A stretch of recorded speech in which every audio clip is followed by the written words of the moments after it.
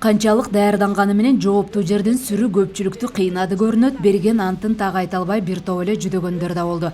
Арасында 4-5 жолу депутат болгондор, жаңыдан бийликке келгендер, улуу кичүү аял эркек баары бар. Конституцияга кол коюп ант берүү бул жөн гана формалдуулук эмес. Эл менен мамлекетке берилген маанилүү убада. Айрым эл өкүлдөрү ыйгарым укуктарына киришип жатып, алдында турган баш мыйзамга колун койгонду унутса, сүрдөп антын айта албагандар да болду. Жаттагандары ара жолдон адашып, айласы кеткенде кагаз издеп тайсалдады.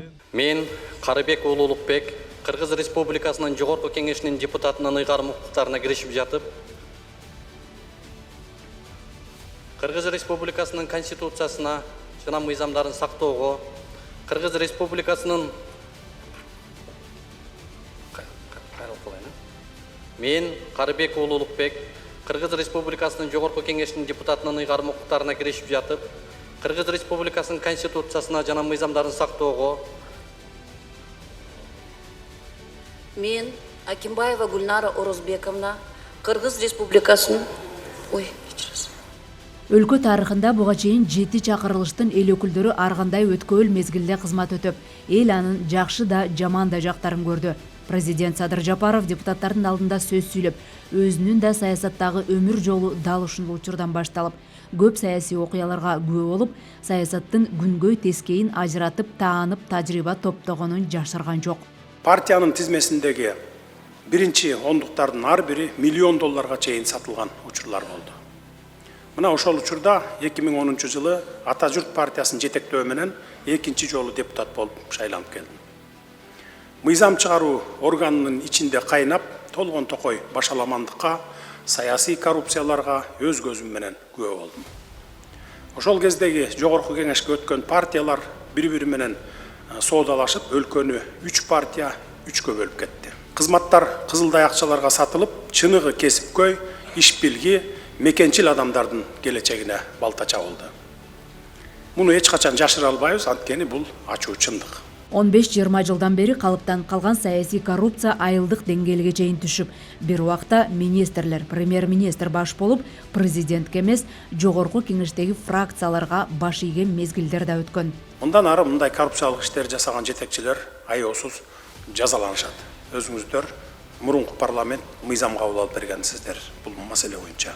Өлкөнүн өнүгүшүнө кедергисин тийгизген көрүнүштүн баарынын тамыры бары эле ошол парламенттик шайлоолордун таза өтпөгөнүнө, коррупциялык, тааныш билиштик менен кызматка келүү деген жат көрүнүштөргө барып такалчу эле. Келиңиздер эми мунун баарын артка таштайлы. Мындан ары өлкөбүздөгү саясий маданиятты жогорулатууга, өркүндөтүүгө багыт алалы. Мындан ары бийлик бутактары баарыбыз бир жеңден кол, бир жакадан баш чыгарып иштейли. Өнүгүү жолуна түшкөн жаңы Кыргызстанды куруу мезгилин тарыхый мүмкүнчүлүктү колдон чыгарбайлы. Эң башкысы, мүнөт сайын дүйнө өзгөрүп жаткан маалда санариптештирүүнүн аркасында алдыңкы мамлекеттер менен катарлаш жүрүү үчүн өлкөнү өнүктүрөлү деген изги тилек менен жаңы Кыргызстанды куруу жолунда бир максатты көздөйлү. Жаңы мыйзам, жаңы эрежелер менен элдин элегинен өтүп келген өзгөчө парламенттик курам. 87 эл өкүлүнүн арасынан улуусу 69 жашта болсо, эң жашы 25 жашта.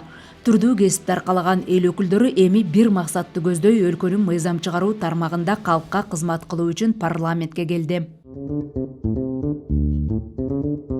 Жаңы эле иш баштаган депутаттарды журналисттер ары бери калчап бир топ эле сүрдөттү.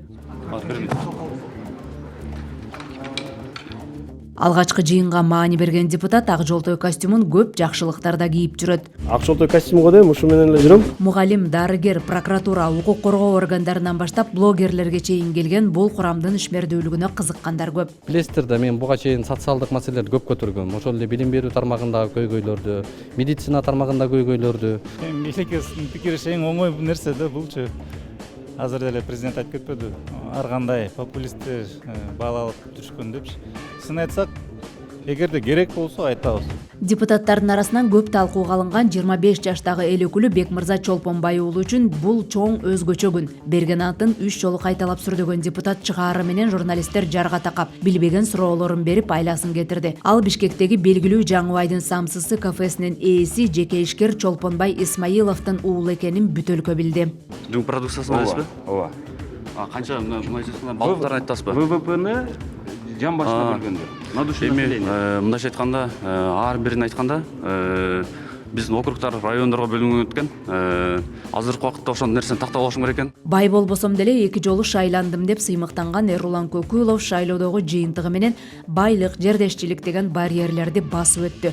Айрым эл өкүлдөрү 20 миллион сом акча коротсо, ал 300 миң сом милдеттүү төлөмдөн сырткары 100 миң сомдон ашыгыраак каражат сарптап эле бир үгүт албай, башка округтан көпчүлүктүн колдоосуна ээ болдум. 450 миң сом коротуп турмун мен. Эл өкүлү болуш үчүн мен коррупционердин, байдын же болбосо өзүм бай болушум керек деген немени артка калтырдык. Мына гарантированно экинчи жолу калтырып берип атам. Мына биринчисинде мен өтүп кеткенде айтышкан, бул хайптын артынан өттү. 8-ci чакырылыштын алгачкы эле жыйыны кызыктуу талкуулар, күтүүсүз окуялар менен коштолду. Төрагалыкка буга чейин парламентти жетектеп келген Нурланбек Тургунбек уулу жалгыз талапкер катары көрсөтүлүп, бир добуштан кайрадан ордуна отурду. Андан соң төраганын орун басарлары менен 8 комитет жана ага төрагалар бекиди. Жогорку кеңештин 8-ci чакырылышында жалпы 5 депутаттык топ түзүлдү. Ата журт Кыргызстан тобуна 18 депутат кирип, жетекчиси Нурланбек Азыгалиев болду. Мекенчил депутаттык тобуна 19 депутат мүчө болду. Жетекчиси Кундузбек Сулайманов. Элдик депутаттык тобуна 18 депутат кошулду. Акылбек Түмөнбаев жетекчиси болду. Адилет Кыргызстан тобунда болсо 14 депутат бар.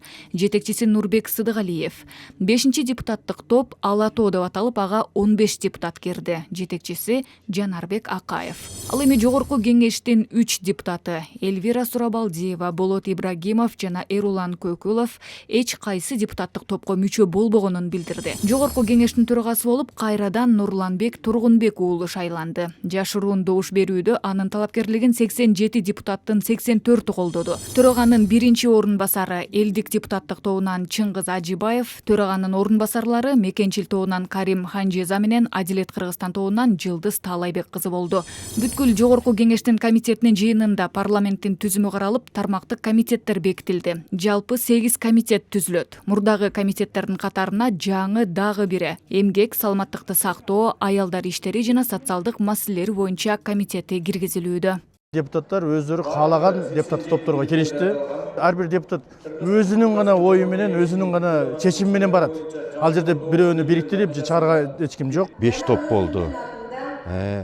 Депутаттардын дагы бир 2-3 депутаттын өзүнүн ыйгарым укугу бар. Эч топторго, фракцияларга кирбегенге, андай дагы өзүнүн воля изъявлениясын бир 2-3 депутат айтып, эч группаларга кирген жок. 90 депутат өзүнчө болсо чачырап, анда бир мамлекеттин кызыкчылыгы, элдин кызыкчылыгы үчүн бир мыйзамга келгенде же бир маселени көтөргөндө кыйналып калабыз да, ар кандай. Ой чачырап калат. Ошон үчүн фракция жакшы да, фракция менен. Аны ыкчам топтолгондо да жакшы, 5 фракция топчу.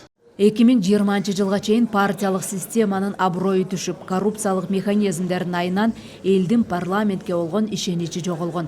Фракция деген түшүнүк алынып, ыктыярдуу түрдө 5 депутаттык топ түзүлдү.